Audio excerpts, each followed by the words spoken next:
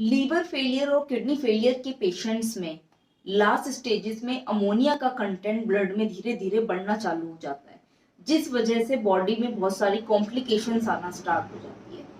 तो ये अमोनिया का कंटेंट क्यों बढ़ता है लीवर फेलियर या किडनी फेलियर पेशेंट्स में? इसका कारण है कि जो भी आप प्रोटीन खाते हैं उसका जो वेस्ट मटेरियल होता है वो होता है अमोनिया।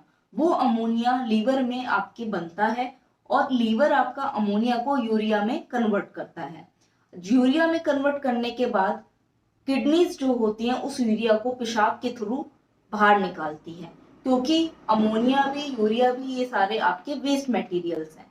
तो लीवर खराब होने की वजह से या किडनी खराब होने की वजह से अमोनिया का कंटेंट आपके ब्लड में धीरे धीरे बढ़ना स्टार्ट हो जाता है। तो जब भी लीवर फेलियर की दिक्कत आती है तो आपका जो लीवर होता है वो अमोनिया को यूरिया में कन्वर्ट नहीं कर पाता है और अमोनिया का कंटेंट ब्लड में आपका बढ़ना स्टार्ट हो जाता है। ऐसे ही किडनीज भी जो यूरिया होता है अमोनिया के बाद जब कन्वर्ट हो जाता है उसको पेशाब के रास्ते उसका काम होता है बाहर निकालना।